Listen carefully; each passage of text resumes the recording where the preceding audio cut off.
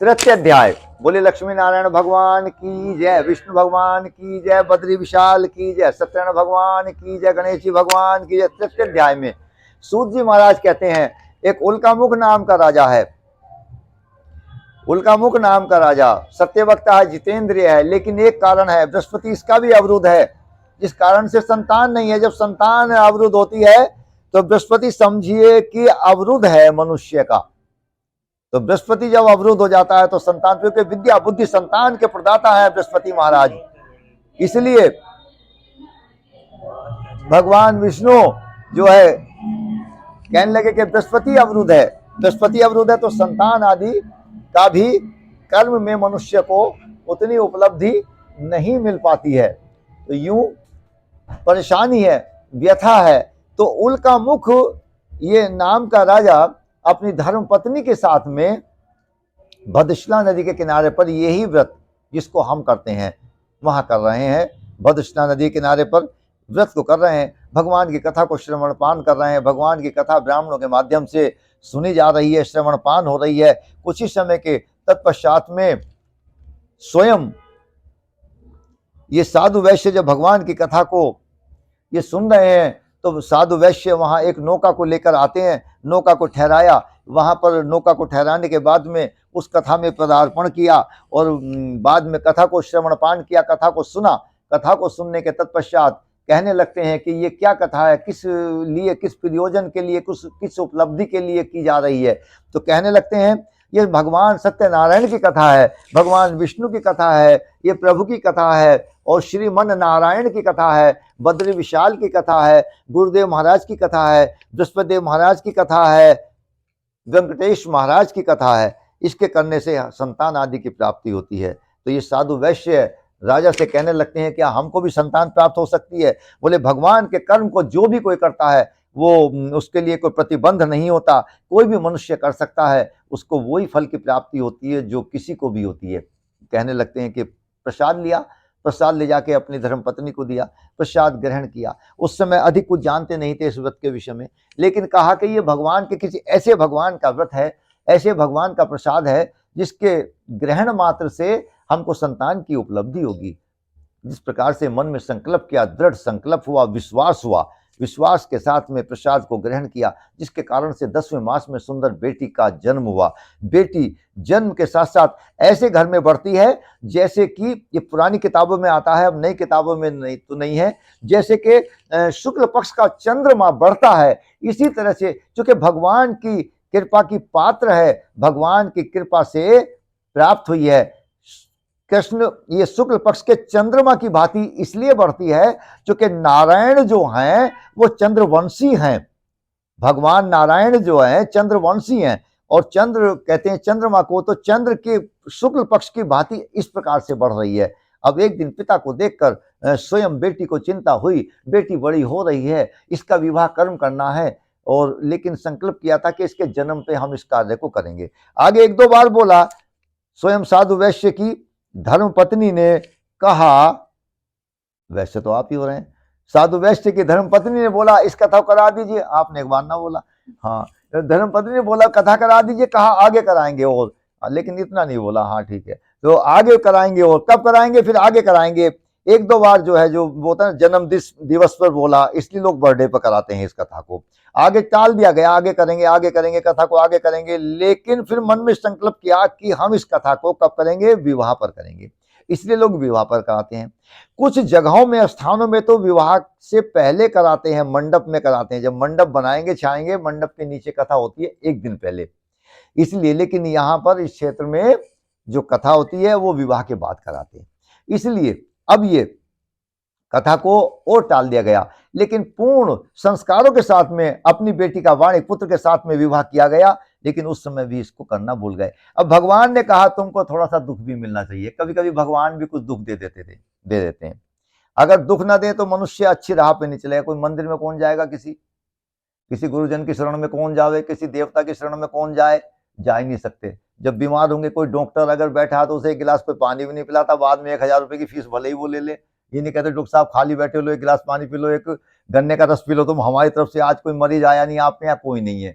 तो इसी तरह से जब कोई हमको दुख मिलता है तो हम भगवान को याद करते हैं फिर, और भगवान की याद करने की जो स्थिति है फिर वो स्थिति परिस्थिति में बदल जाती है, और परिस्थितियां जो दशाएं होती हैं वो दशाएं जो है हमारी महादशाओं में भैया बदल जाती हैं। तो इसलिए भगवान को जब याद करते हैं तो दुखों का फिर हमारा अंत होता है। भगवान भी दुख इसलिए देते हैं, भगवान जो दुख देते हैं 3 चीजों से देते हैं। जो बुरा ग्रह आता है बहुत अच्छा है, अच्छा ग्रह तो होता ही होता है, अच्छा ग्रह तो मनुष्य को याद नहीं रहता, अच्छा ग्रह तो कट ही जाएगा, अच्छे ग्रह का तो समय का पता ही नहीं चलता, लेकिन बुरा ग्रह बहुत अच्छा होता है जब कोई दुख आता है।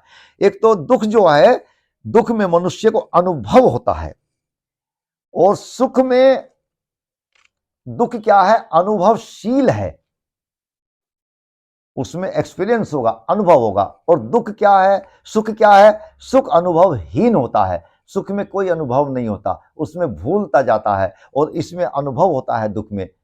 तो इसलिए अब इस साधु वैश्य को होता क्या है कि बेटी का भी विवाह हो गया है, और अपने दामाद के साथ में रत्नपुर शान नगर में राजा चंद्रकेतु के यहाँ व्यापार करने के लिए जाते हैं। व्यापार करते करते कुछ ही समय में राजा के यहाँ चोरी हो गई। 2 बातें हुई हैं इसमें दैविक, राजा के यहाँ चोरी हुई है, दैविक चोरी है, सामान्य चोरी नहीं हुई है। उधर प्यास लगी थी, दैविक थी, कहीं और पानी पी लेते, लेकिन ये चोरी हो गई है राजा के यहाँ, सब सामान गायब हो गया है माल खजाने में से, कोषागृह में से। अब ये लोग 2 थे, राजा के सुरक्षा कर्मी कहीं इधर उधर विचरण करते हैं, देखा कि किसी मकान में देखा कि ये 2 लोग हैं जो अभी सामान उठा के भागे थे, वो भी 2 दिखाई दे रहे थे। इन लोगों के पास में आए, देखा कि ये दोनों लोग हैं, सामान भी रखा हुआ है। सामान क्या है, घर से सामान लाए बिजनेस के लिए, व्यापार के लिए, बेचने के लिए, और नकद पैसा भी है। साक्ष्य मिल गए पूर्ण, इनको पकड़ लिया, चोर यही है। राजा के सम्मुख पेश किया, सम्मुख पेश करने के बाद में उनको, अब तो रात्रि में जब राजा की कारावास में पड़े तो आदमी किसी को याद थोड़ी करता, तो भगवान को याद करता, फिर हे भगवान। और फिर भी हम क्या कहते हैं, देखिए हम कहते हैं भगवान आपने ये क्या किया, दोषारोपण भगवान पे करते हैं, लेकिन भगवान कभी किसी को ना सुख देते हैं ना दुख देते हैं, अपने ही कर्मों के अनुसार हमको मिलता है। मनुष्य को कुछ करनी कुछ कर्म गत करनी करके क्यों पछताए, और जब पेड़ बोए बबूल के तो आम कहाँ से खाए। इस प्रकार से हमको जो दुख मिलता है हमारे कर्मों के ही कारण से मिलता है, सुख मिलता है तो वो भी हमारे कर्मों के ही कारण से मिलता है। हाँ, कम बढ़ती तो हो सकता है, बढ़ तो जाता है, बारिश पड़ रही है, वर्षा हो रही है तो छाता लगा के हम चले जाएंगे, तो वर्षा को तो नहीं रोक सके, लेकिन हमारे ऊपर से वर्षा आनी रुक गई है, पानी आना, बारिश आनी नहीं रुकी है हमारे ऊपर से, जल रुक गया है हमारे ऊपर से आने से। बारिश चारों तरफ पड़ रही है, फिर भी थोड़ा बहुत भीगेंगे, ऊपर बौछार आ जाएगी, पैर भीगेंगे, लेकिन छाते ने कैसा काम किया है, छाते ने काम किया है, घर आ गए आप, कपड़े भीग गए हैं, कपड़े बदल लीजिए, पूरा नहीं भीगे हैं, थोड़ा सा बौछार हल्की आई है। ये क्या है, ये हमारी पूजा पाठ है, छाता हमारा पूजा पाठ है। हमारे पास दुखों का, जब चारों तरफ से दुखों ने हमको घेर लिया तो भगवान को याद किया, दुख तो नहीं कम, लेकिन छाता लग गया उसका, वो चारों तरफ रहेंगे लेकिन हम पे असर नहीं करेंगे। इसी प्रकार से ये जो साधु वैश्य है, जब राजा की कारावास में पड़ गए तो रात्रि में भगवान को याद किया, हे भगवान प्रभु आपने ये क्या किया। आकाशवाणी होती है, तूने मूर्ख बार बार हमारी पूजा की अवज्ञा कर रहे हो, और तुमको संतान प्राप्त हुई, तुम्हारा रोजगार ठीक हुआ, तुम्हारे यहाँ सब कुछ ठीक हो गया, लेकिन तुमने कई बार संकल्प किया कि तब करेंगे, लेकिन फिर भूल गए। अब तुम्हारी बेटी का विवाह भी हो गया, तुम्हारा व्यापार भी हो गया, दामाद के साथ में व्यापार करने के लिए आ गए, भगवान को भूल गए, इसलिए तुमको ये दुख प्राप्त हुआ है। कहने लगे भगवान हम आपके पूजन को करेंगे, फिर तो मरता क्या ना करता, बिल्कुल आपके पूजन को करेंगे, अभी करा लो चाहे यहीं पर, इसलिए। लेकिन मन में संकल्प किया इन दोनों लोगों ने, हम भगवान आपके कार्य को करेंगे, आपके पूजन को करेंगे। भगवान भाव के भूखे होते हैं, बड़े अच्छे होते हैं, एकदम संतुष्ट हो गए थोड़ी सी बात में। उधर स्वयं साधु वैश्य के यहाँ पर जो धन रखा है, ये तो व्यापार करने के लिए आ गए हैं, चोरी हो गई है घर पर। जैसे ही चोरी हुई है तो साधु वैश्य के यहाँ पर चोरी होने के तत्पश्चात में धन अन्न वस्त्र सब चोर चुरा कर ले गए हैं।